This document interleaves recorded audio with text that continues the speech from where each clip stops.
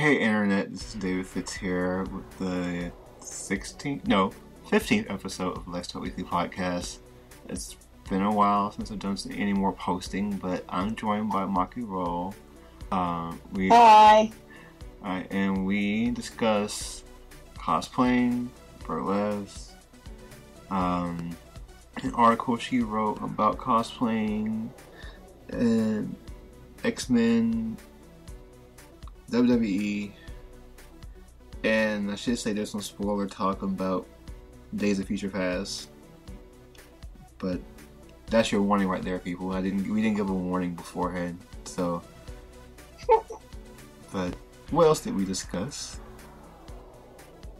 Everything that I like except for cats. We didn't discuss cats. Okay, let's discuss cats right now. Why do you like cats? I like cats because they're lazy and they just look mean all the time and they just sit there. So they're kind of like me. Got you. Well, today is June 4th, and today I believe is International or National Hug Your Cat Day. Is it really? Yes, it is. So, well, I would hug my cat, young Daryl, but he doesn't want to be hugged. I'm fairly certain he would claw me to bits before he would let me hug him. Okay, well, young Daryl should make an exception. But I hope you all enjoy this wonderful conversation, and we will do more in the past. So again, hope you all enjoy. And anything else you want to say? We would do more in the past? I mean, in the future. Excuse me. Sorry. No. So what you're trying to say is Kitty Pryde is going to take us back in the past, and we're going to be talking about the same stuff that we talked about today. Yes, and we're just going to forget about it. Oh, awesome tie-in to what you all will hear later. Thank you. Oh no. Just record over it. You want to say that again? Sure. We're recording. What? You can say that again if you want to. I mean, bye. Okay. Say hi again. And bye. Later, Internet people. What? I said later, Internet people. Oh no. Bye.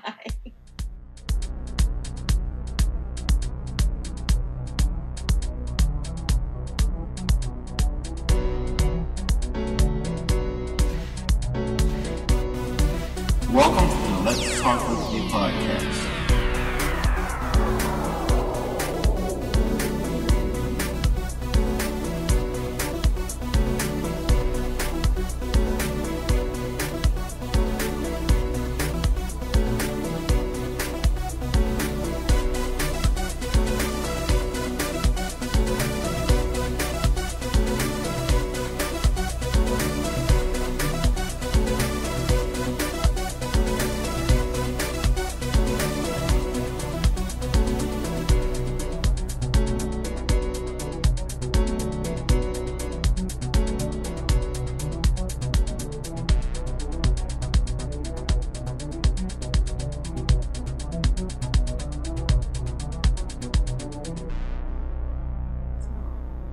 And I would say this probably will go up sometime later this month or in July.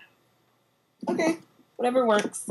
So, it's best for you. Yeah. So how are you doing? I am a little bit tired. I spent the whole day running errands and trying to get things in order for this weekend. Mm-hmm. What's this weekend?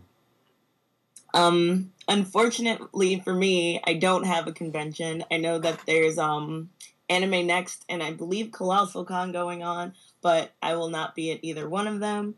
I will be actually go-go dancing for a event in Baltimore called Lightsaber. So it's kind of like a Star Wars themed dance party, and it's supposed to be really, really cool. Awesome. Hope you have fun. I hope so. We, my go-go troupe, we're all trying to coordinate and figure out who we're going to be for the party, but it should be fun. I'm excited for it. Who's your what's your top pick for you? I always am partial to Boba Fett, so I have to always go with Boba Fett. Yeah, I most likely will be going with Boba Fett. Got you. That's right. Yeah, I think I see some of your Boba Fett pictures. Like, yeah, I can tell you that's like I kind of guessed that was your favorite Star Wars character. Yeah. No, I was gonna say. So I take it if he gets his own movie, you're gonna be elated. Oh my god, I'd be ecstatic. I'm hearing lots of rumors that the offshoot movies, that one might be for him, and if it is, then I will be in line Thursday when the movie opens, and all of my Boba Fett bravado. Got you. I almost bought a Boba Fett hoodie last year, and from Hot Topic, and I was like, how often would I wear this? Oh, it's dinner. So I didn't bother. I would probably wear it every single day. Mm-hmm. Because I love Boba Fett. I have a mini shrine, actually, to Boba Fett that I'm looking at right now. Mm-hmm. Oh, we can have a full-fledged Star Wars conversation one day, because I got things I gotta talk about Star Wars. I would love to do that. Because I'll go ahead and just say it. I will defend the prequels every day, but because I had a paper I wanted to write on them and I never did, because I don't know why, but something happened. But I ended up writing something about Smallville instead. But I still have this paper about I want to write about slavery in Star Wars and how it's the mental and physical slavery. You know, there's a song actually that kind of has to deal with that. I don't know if it's like a metaphorical song, but it's called Stormtrooper, and it's by a ska group called Pepper, and it's basically about like the mental enslavement and the physical enslavement of the different characters, and I'd like to think that it's also a metaphor for, I guess, what goes on today, since it's such a modern song. But if you have a chance, you should check it out. It's a really, really good song. I will. Yeah, I'll have to look that up in a little while. Because I know I saw you posting about Lion King today, and if I like this song, I will probably be posting about that song on repeat. It's a really good song. It's a really chill, like really cool song. I enjoy it. Mm-hmm. I know I have like different questions, but I'm thinking like it wants to be like a conversation. I should tell you I already started recording. Okay. I would ask you, like, when did you start cosplaying? I started cosplaying, and I actually started in 2006, so that would have made me 16. My first costume was Inuyasha, and my mom made it for me, and I knew nothing about, like, cosplay nuances. I knew nothing about wigs. I knew nothing about props or anything. So my mom made the costume, and it was an amazing costume, but I went to Party City and I got a Party City wig, and it was awful. I got a plastic Tetsaiga that was really terrible, and it broke.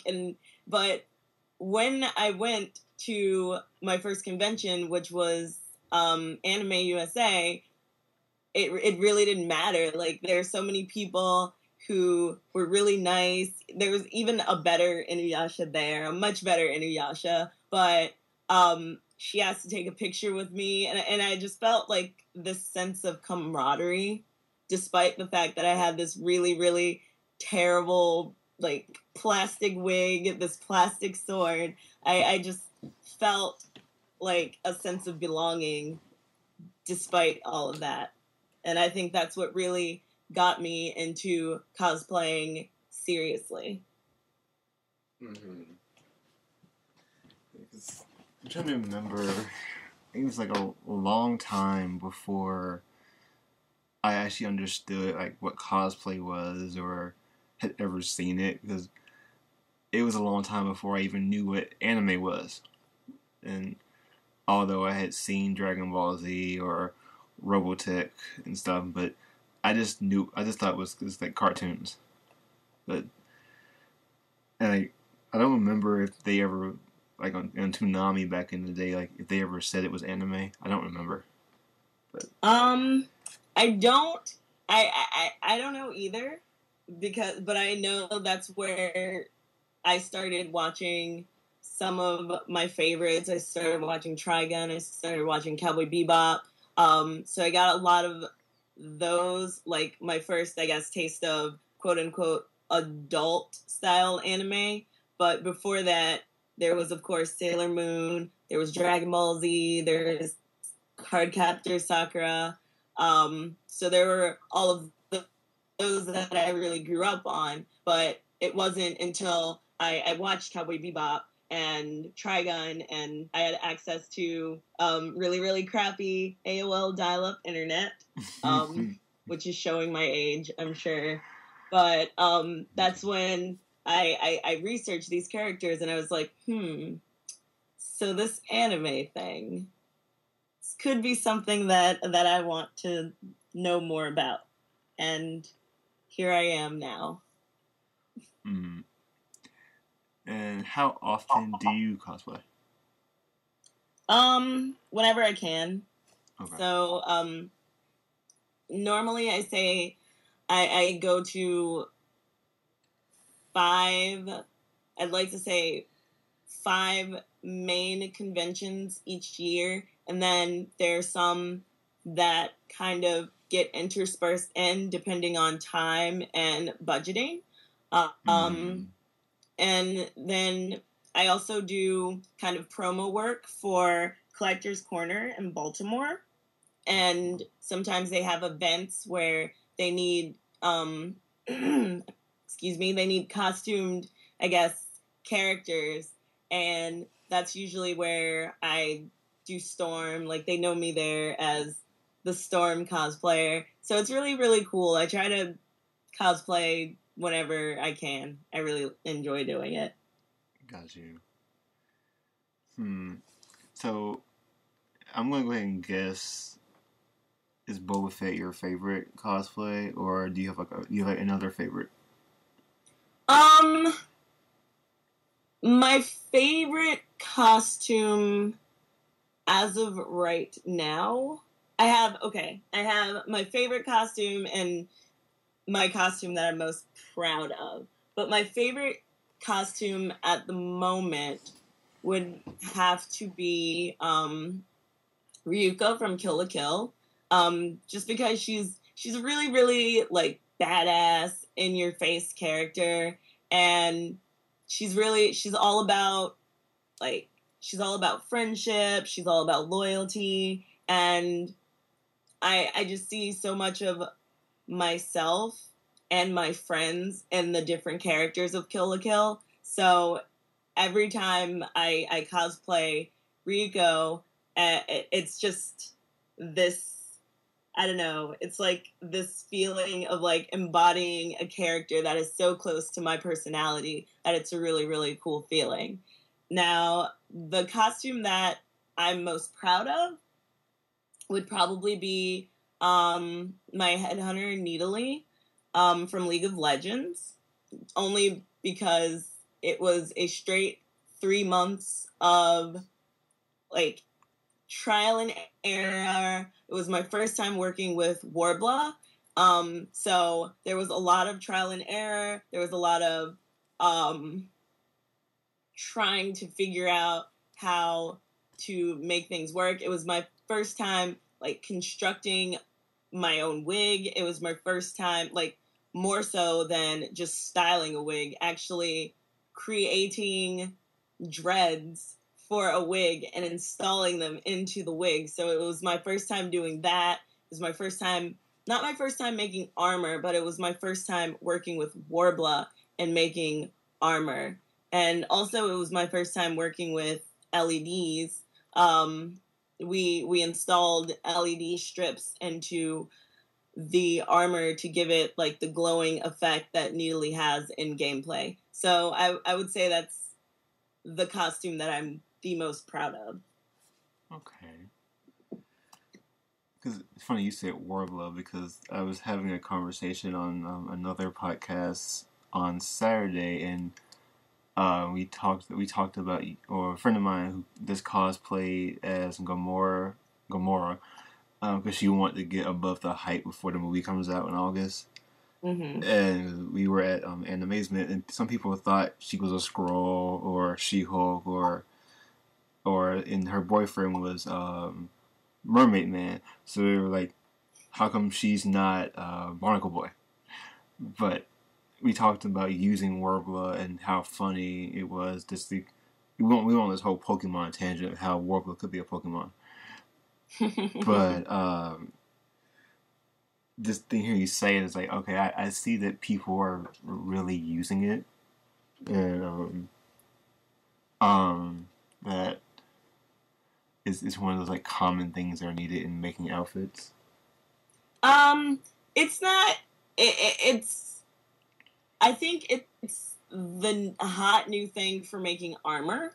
Before that, I'd see a lot of people using, I believe it's called styrene, which are, and there's another one, and I forget the name of it, but they're all, as far as I know, different variations of each other in a sense that they're plastics that you can heat up and mold. So they're like moldable plastics that you can heat up and mold to whatever you want them to be. And as far as I know, right now, Warbler is the strongest one. So it's also the most expensive. So a jumbo sheet of Warbler, I believe, is somewhere upwards of $70. And for my Needly, for as little Warbler, or I'm sorry, for as little armor as it was, it took one jumbo sheet and one large sheet of Warbler for that. So it gets up there. It's very, very pricey. So if you have the money, it's a really good material to have, or at least to get yourself familiar with. Otherwise, the other ones work just as well. And I've even seen people do amazing armor with craft foam and cardboard. So it really depends on your price range and what you feel comfortable with working with. Okay. Because I don't think this is going to require any armor per se, but I think I'm going to attempt to start making another outfit. This is my first outfit my mom and I did was making a Goku outfit, and I just happened to find the hair, like the Super Saiyan hair, at a Halloween shop.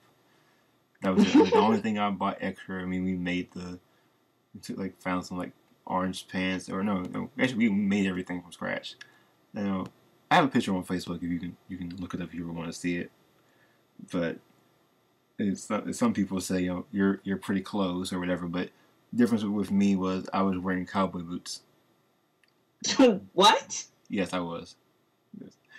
I have like a full picture of me standing and I'm wearing a backpack, which doesn't work, and I had a beard too, so it didn't really work.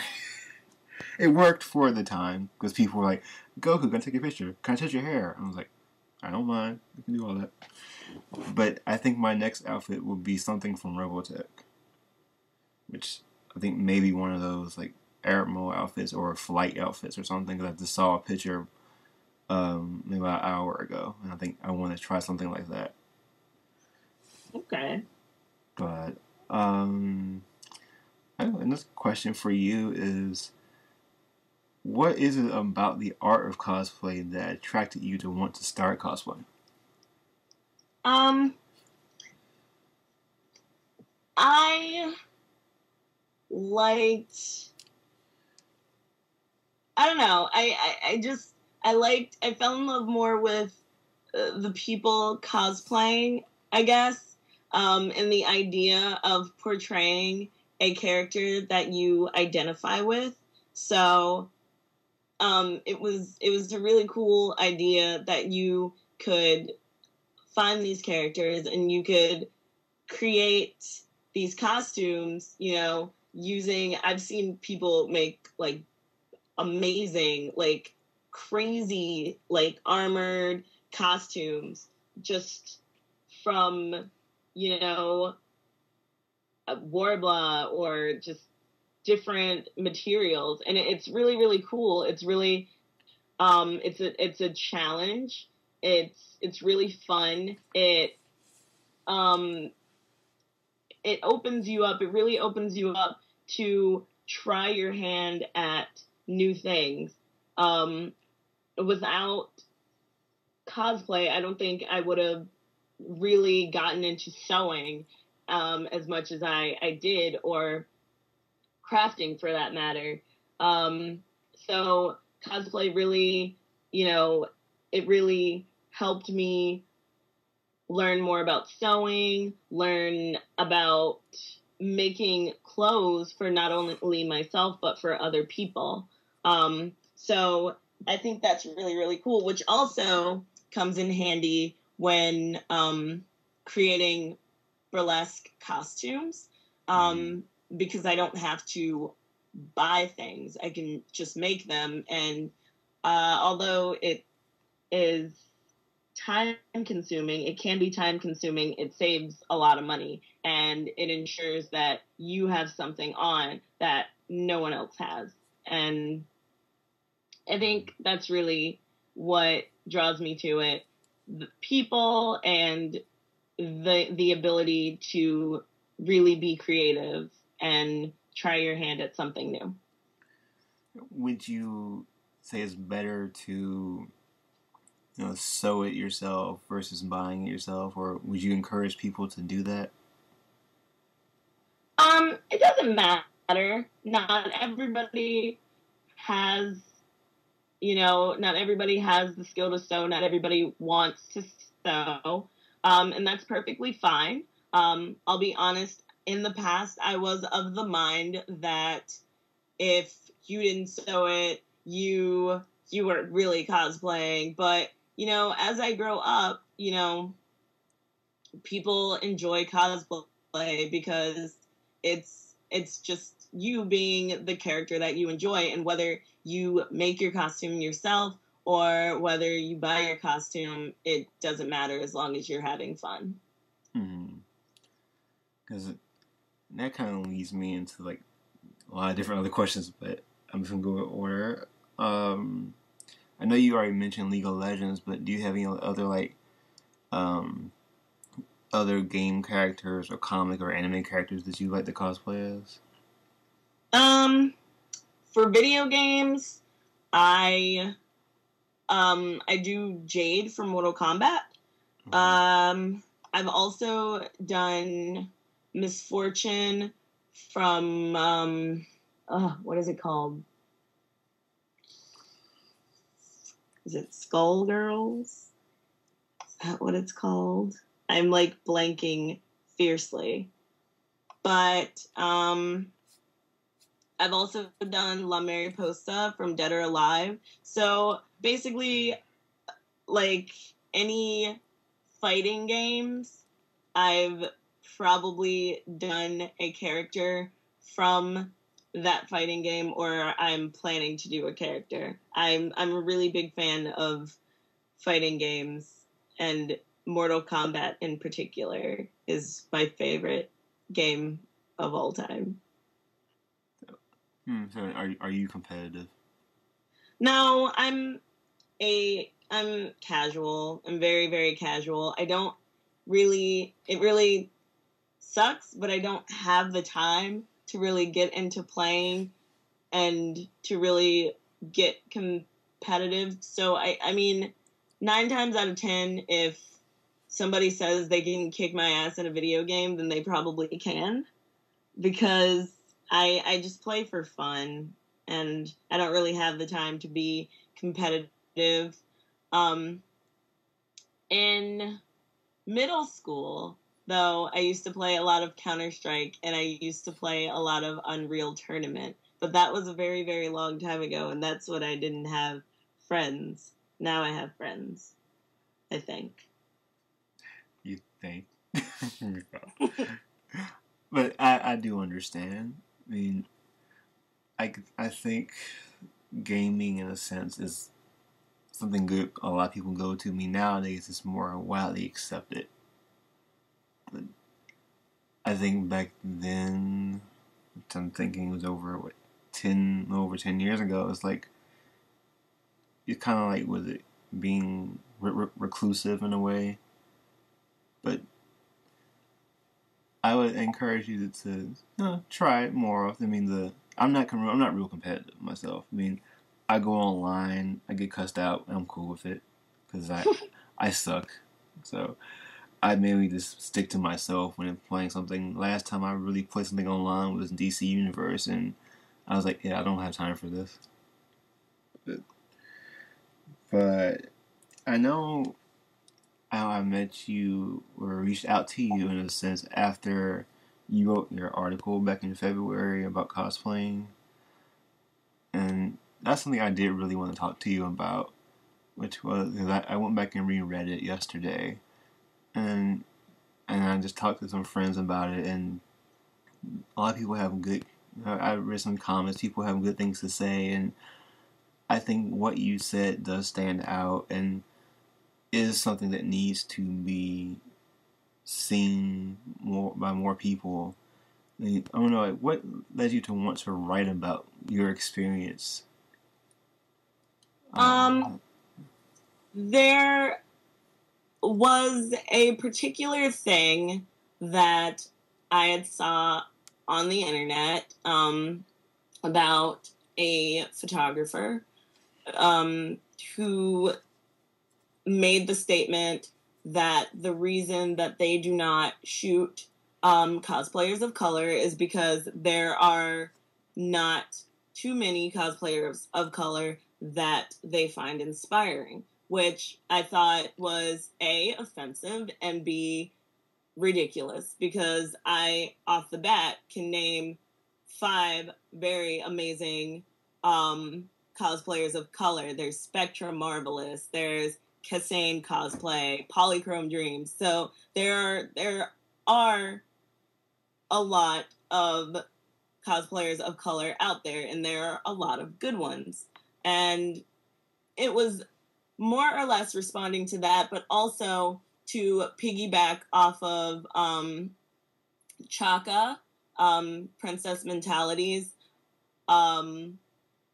article that she did for Exo Jane about being a black cosplayer and how difficult it was for her being a black cosplayer. So, and she wrote that, I believe, a year or 2 ago. So to be fast forwarded a year or 2 later and to see that this is still a problem, that we still have people publicly saying that cosplayers of color are in some way not as good as other cosplayers, that shouldn't be happening. And it personally offended me. So, and instead of, lashing out, I decided to write about it. And I just basically wrote about my feelings towards that particular comment, my experiences as a cosplayer of color, both negative and positive, and just, try to reinforce the fact that, you know, a good cosplayer is a good cosplayer because, they're a good cosplayer. They're not a good cosplayer or a bad cosplayer because of the color of their skin or something like that shouldn't be an issue, nor is it something that you can change, Mm-hmm. So, and I just wanted to speak on that, and just come from, I guess, a place of, I don't want to say outrage, but just a place of, I guess, understanding or rather trying to understand why this is still an issue,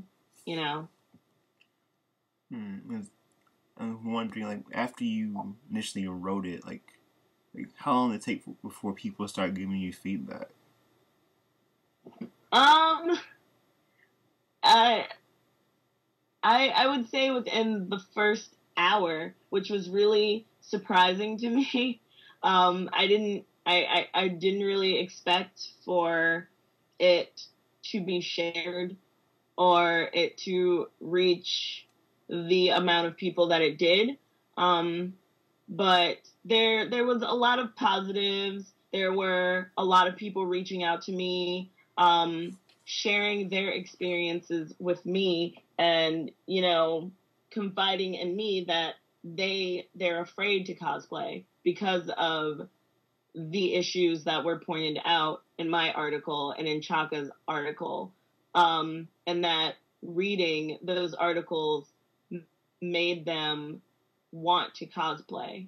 So there were things like that were it made my heart hurt. It really hurts sometimes reading stuff like that because I have been in that position. I've been that person discouraged from cosplaying because I don't want to hear, "Oh, you're pretty good. You're a pretty good black XYZ," So it was kind of bittersweet because it's really good that these people are coming out and they're sharing this, but this shouldn't really be a problem, and it frustrates me that it still is, that there's still people who are discouraged from cosplaying because of the color of their skin, and that shouldn't be an issue. Right, I understand. I mean, do you consider yourself and the other person who wrote the first article, do you both consider yourselves to be like voices now? Um,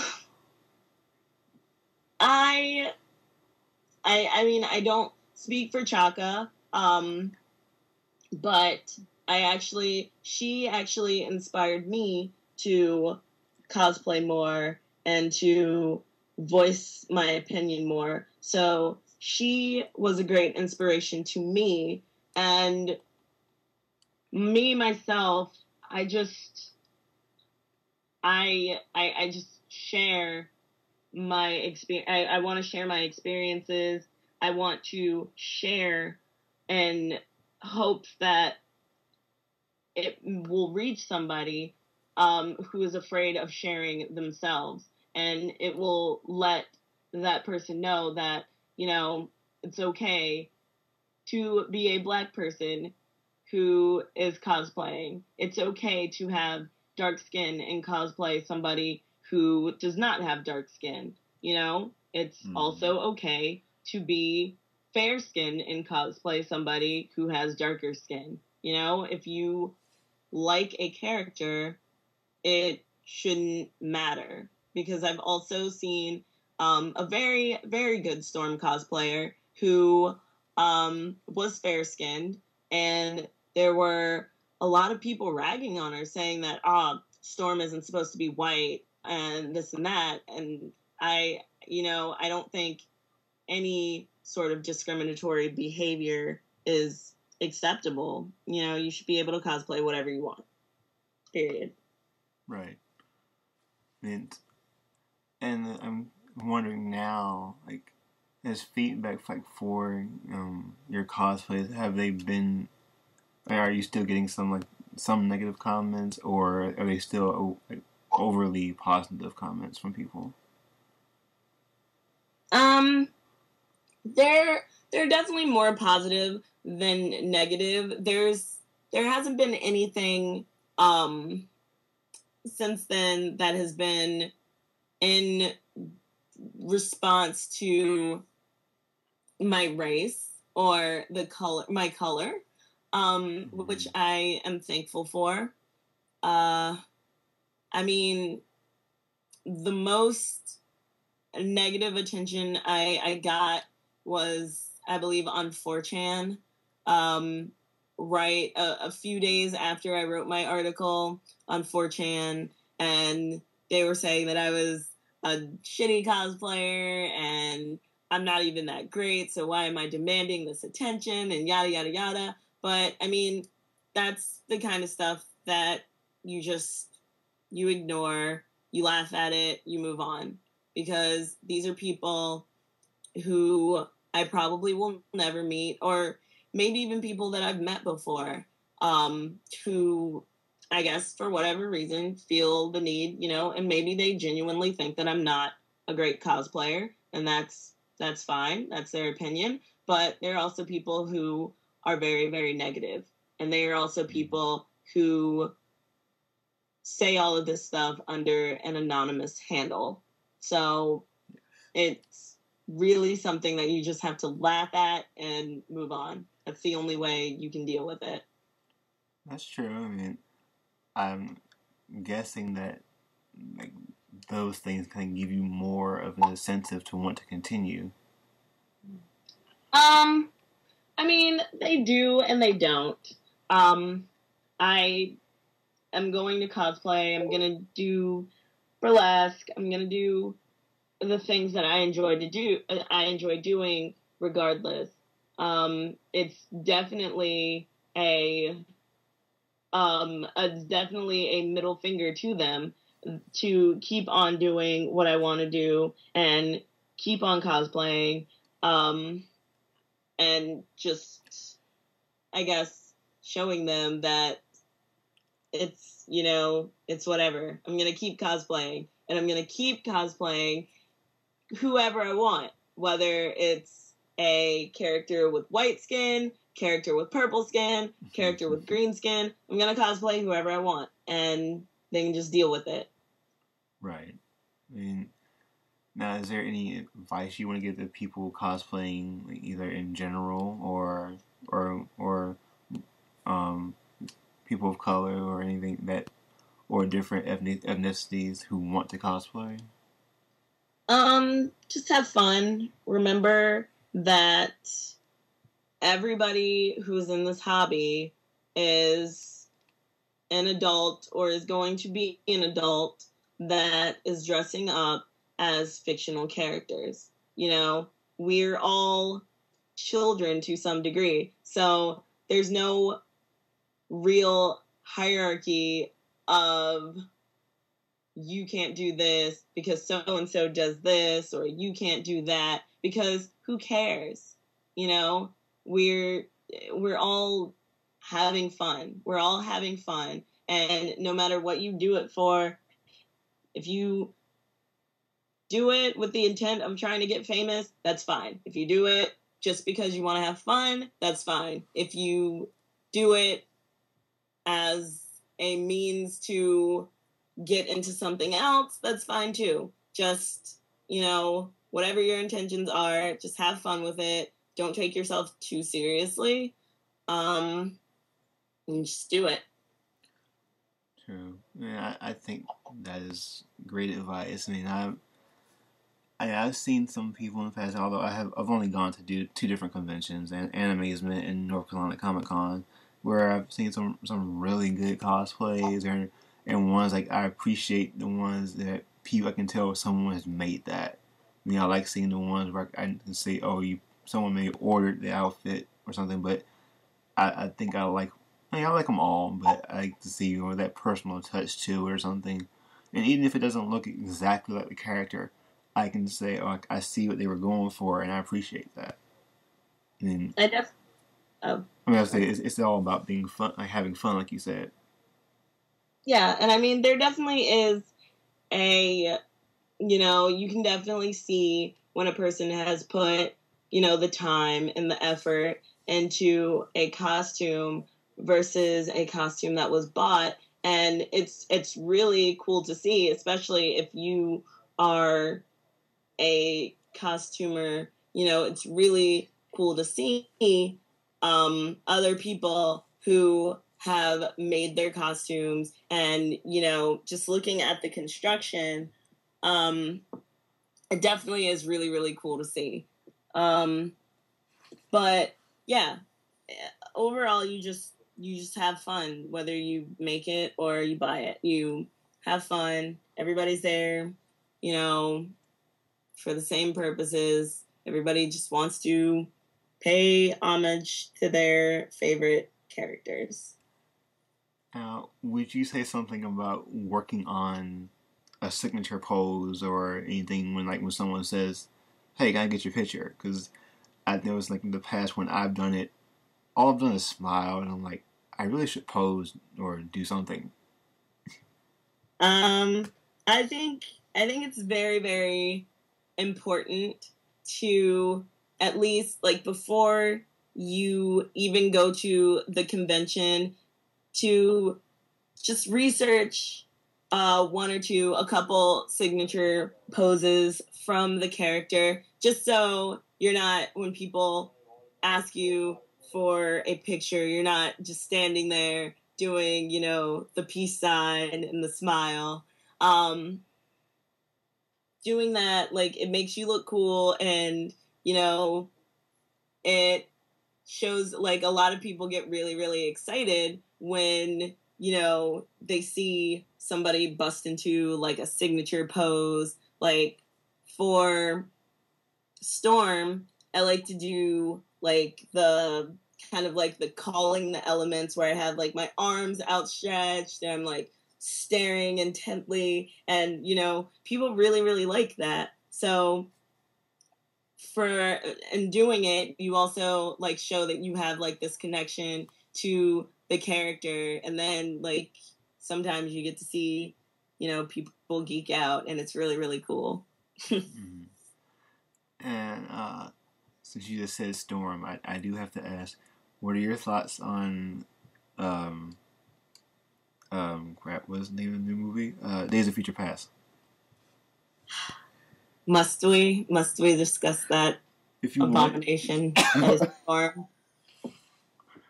Okay, I'm serious. I'm curious to know, really, what are your thoughts? I'm guessing based on what you just said, but really, what are your thoughts? I just think that they had a very specific set of characters that they wanted to focus on. Obviously, the movie was centered around Charles, Eric, and Logan. So, I mean, everybody else was kind of a secondary character. Even Rogue was in the movie for 5 seconds. But, so for that, I don't take anything away from it in terms of how much screen time Storm got, because I believe every other secondary character that wasn't, an integral part of the plot, they also didn't get a lot of time. No one really got a lot of screen time. But I will say that I'm not a fan of the hair. I have never really been a fan of Halle Berry as Storm. I just don't think that she fits the aesthetic of Storm.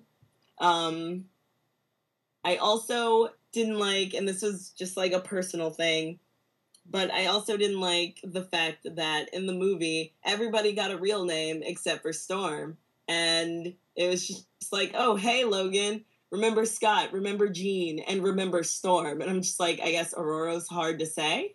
Yeah. And that I just didn't really understand that. Yeah, I did question when I saw that scene. I was like, why didn't he just say her real name? But I did like Quicksilver's scene though. I did. That was probably my favorite. That was my favorite scene of the entire movie. It was on par, I think, with the scene between Eric and Charles where they're in the plane and Eric is bringing the plane down and asking Charles, you know, where were you when our brothers and our sisters were getting killed? That was such a powerful moment. And I think Michael Fassbender is an amazing actor. He's like fantastic.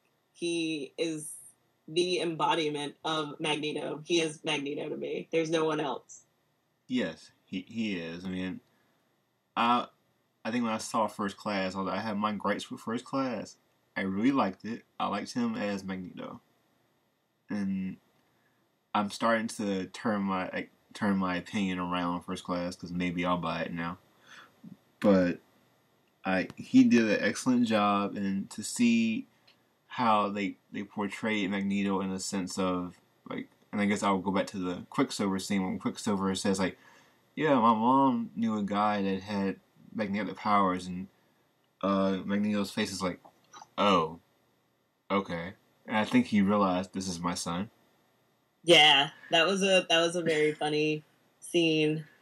And I also liked when they I guess it was the president on TV, or maybe it was Magneto himself on TV, but they showed Quicksilver sitting with little baby Scarlet Witch, and I just thought that, I was just like, my feels. Yes, so, that's what I was there. Like, it's Scarlet Witch, and can we get her in Apocalypse next year, or whenever that comes out? Get her? I don't know. She's gonna be busy messing shit up in the Avengers. So yes, that movie, I was saying, I was hoping for the Batman vs Superman next year, but that's gonna probably be my movie of the year now. Next year, I'm looking forward to it. Now, did you see Spider-Man and Captain America? I did see Captain America. I did not see Spider-Man. All right, we're gonna talk about Spider-Man after you see it. I'll just say it was good, and then that's also. But what did you think of Captain America? I really enjoyed it. I'm a really big Bucky Barnes fan, and I thought that Sebastian Stan was an amazing Bucky. I am not a big fan. I used to be a really, really big fan of Scarlett Johansson until I realized that every one of her roles is the exact same role. So she's essentially playing herself in every single role. I wasn't a really big fan of her in the movie. I liked, I think I may have almost cried real tears when I thought that, man. Should we go ahead and say spoiler for nobody that's seen it? Spoiler! And I shouldn't have said it during X-Men, but I'll say it during the intro. Like, yeah. But yeah, when somebody died. Yes. Nick Fury. Okay. So, I gave people warning, and that's on them. Well, we gave people warning. Yeah, I almost think too. I was like, no, y'all better not. Y'all better not. I mean, I thought for a second, I was like, are we gonna go the route of Maria Hill taking over now? I kind of thought that's where they were headed. And yeah, I don't know. know. I didn't know what to think at that instant. I was just like, you can't have the Avengers without Nick Fury. What are you guys doing? And then, of course, he's not really dead. Of course he's not. I mean, are you into Agents of S.H.I.E.L.D.?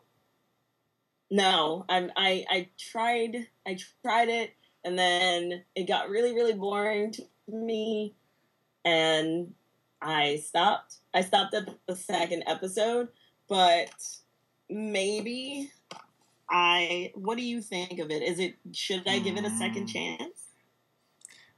I would say, since you've seen Captain America and you saw both extra credit scenes, I hope?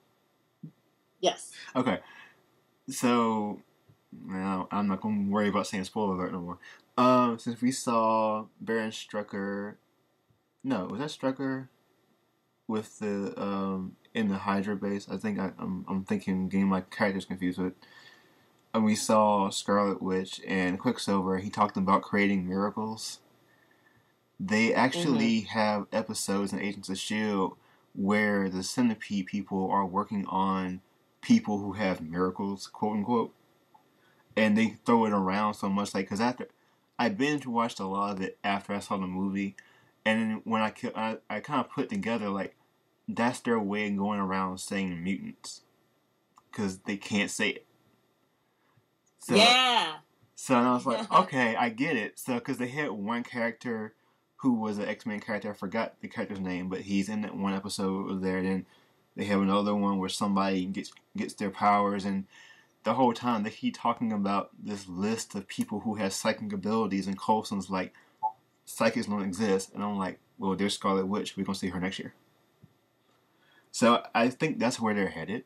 I mean, I haven't finished the season 1, and although I do know how season 1 ends with a spoiler, do you want me to spoil it for you or no? Might as well. Coulson becomes head of S.H.I.E.L.D. Oh man! I just haven't seen. I haven't seen it yet, but that's going to be going to season 2 and maybe in the future movies. Well, I don't know how that's going to play out, but I encourage people to watch it. I mean, maybe because I sat there and watched like 8 episodes straight. That's when I felt like this show has something. And how many episodes are there? It's like 20 something, but wow. I have, I think, 3 or 4 more to go. And when they did the whole Hydra thing, like when they reveal who Hydra and S.H.I.E.L.D., all that stuff, that played out really nicely. And then you find out, well, yeah, one of the people on their team really was a Hydra agent all along. So then, and even Jasper Sitwell, who had his really nice role in Captain America, he shows up in the show from time to time. Nice. And when he got killed in Winter Soldier, I was like, not Sitwell. but then when the Senator showed up from Iron Man 2, that's when I felt like, okay, I can go back and watch that movie again now with a different appreciation for it. Knowing that, he didn't like Tony Stark and he wanted the suits for Hydra. Made sense. Because, I don't know, I could sit and talk about all this for a while. But I'd encourage you to watch it. I mean, I try to encourage a lot of people to watch it. Just like Arrow, although I'm behind the Arrow too. But I will say one thing before we end here. I know you are a big WWE fan.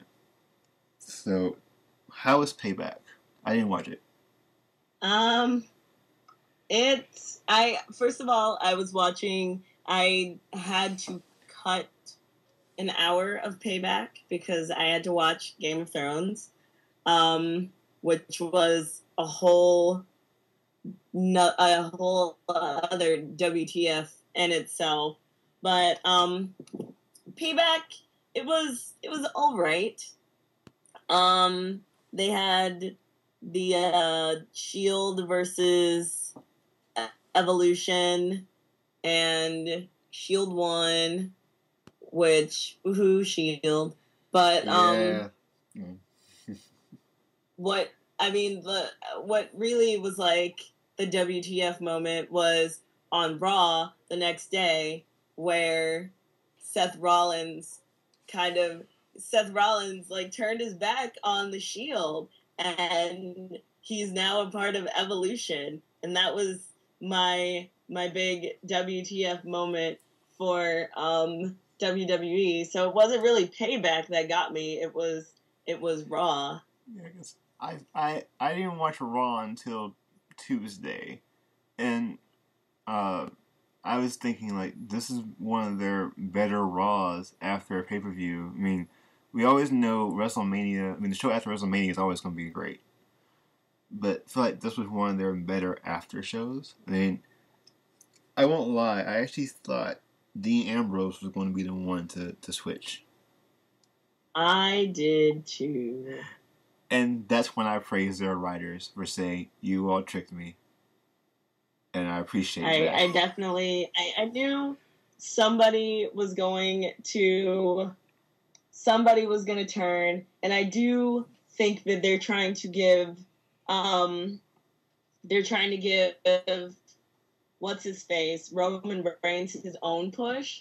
Yeah. But I didn't think that they were going to make Rollins be the first one to buy into Evolution. But I don't know if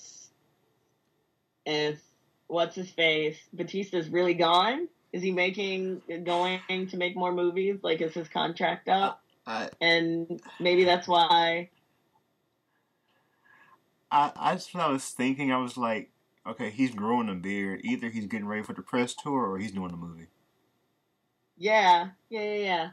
And I just thought the way he left was so abrupt, and you know, for somebody who's been making movies, he still cuts pretty shitty promos, because that was that whole like thing where he was just like, oh, I'm done, just done with everything. Oh, I was just like, that was awful.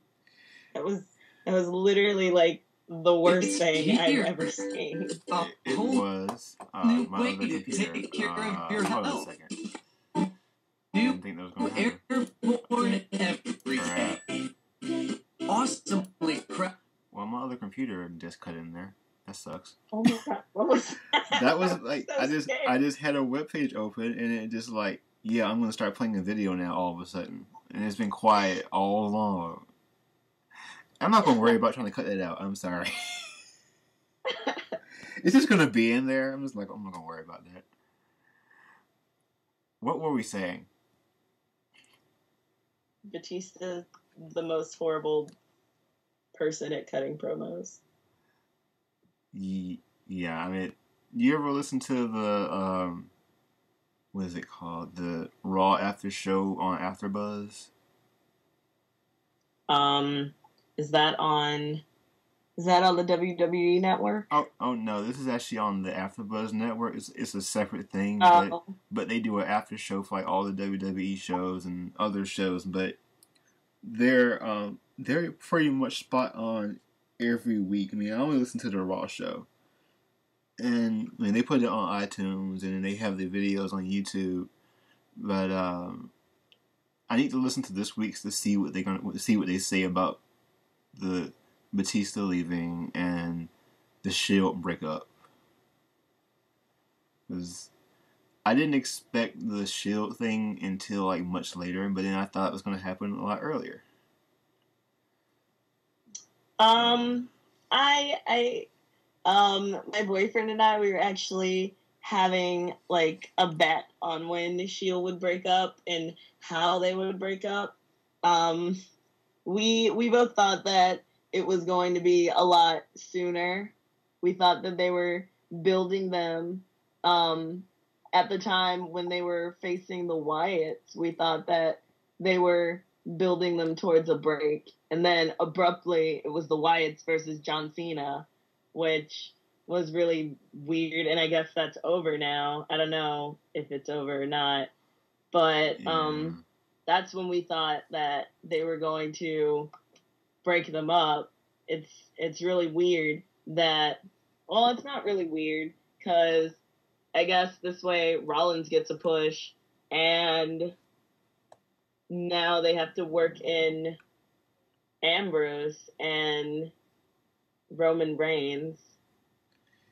Yeah, it's gonna be interesting. I mean, I'm gonna have to watch SmackDown Friday just to see what happens. I Yeah. mean, I've I haven't watched too many SmackDowns in a while. I mean, I watched last Friday's just to see how it's gonna go into Payback. I mean, I kind of missed some of my wrestling shows, but the only one I managed to consistently watch is Raw. I mean, I don't have a network. I don't know when I'm gonna get it or if I will, but I noticed that if I want to watch NXT, I mean NXT main event, I have to go on network now. Yeah. So. I don't really watch SmackDown, so I only watch Raw. And unless you care about Legend House or their countdowns, the network to me it's good to have for the pay-per-views, but other than that, there's not that much content that's really, gripping. I thought at least they were gonna have Total Divas on it because I really, really like Total Divas. Mm-hmm. I thought they were gonna have the episodes of Total Divas on it, and they don't, and you can't even watch them on demand. So I have to wait for reruns of Total Divas, and I always miss it. And I thought that since they took it off of on demand, that meant that it was going to be on the network, and it's not. So it's good to have if you don't have any other access to like watching the pay-per-views. Mm-hmm. Well, we can have like a big wrestling talk one day if you're interested. I'm sure. Because I have an idea for other shows, and I won't disclose them on this one, but later. But I do want to say thank you for coming on, and I would love to have you on again. We can talk about more cosplaying and wrestling, Star Wars, anything that you're interested in talking about. Well, thank you for having me. And I didn't ask. I know you mentioned this a few times, and I know people would probably fuss at me in comments because I didn't ask. How did you get into burlesque? I got into burlesque. I did a calendar, called the Zombie Pinup Calendar, and for one of the promo things to kind of promote the calendar, some of the girls were offered a chance to do burlesque, and I was just like, why not do it? And of course, my first burlesque performance was really terrible and awful, but luckily I was given the opportunity to progress and be in more shows and kind of get better at my skill, get better at my craft.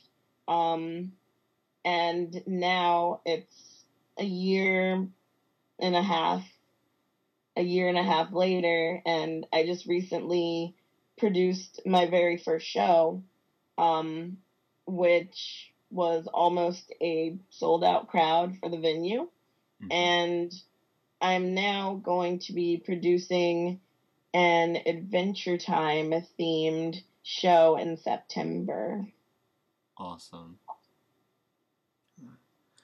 And if people want to go to your shows, where are they mainly held? I am a DC, Maryland based performer, so most of the times I perform in DC or Baltimore. On my fan page, I have a list of all of the shows that I'm going to be in. The next show that I'm going to be in is actually August 8th, which is also the weekend of Otakon, but it's a show dedicated to sidekicks, and it's being produced by Ellie Quinn, who is one of my favorite burlesque performers and one of my favorite nerdlesque performers. So I'm very, very fortunate to be in that show. Okay. Awesome. I wish you luck with everything. Thank you. And before I start recording, is there anything that you want to plug, like, or if you want to follow you on social media, or any more shows or conventions that you enjoy going to, or anything? I am on Facebook, I'm on Twitter, and I'm on Instagram. Instagram and Twitter are at Maki Roll 90, MAKIROLL 90. Facebook is facebook.com/Maki Loves Unicorns. Awesome. Well, thank you. Thank you.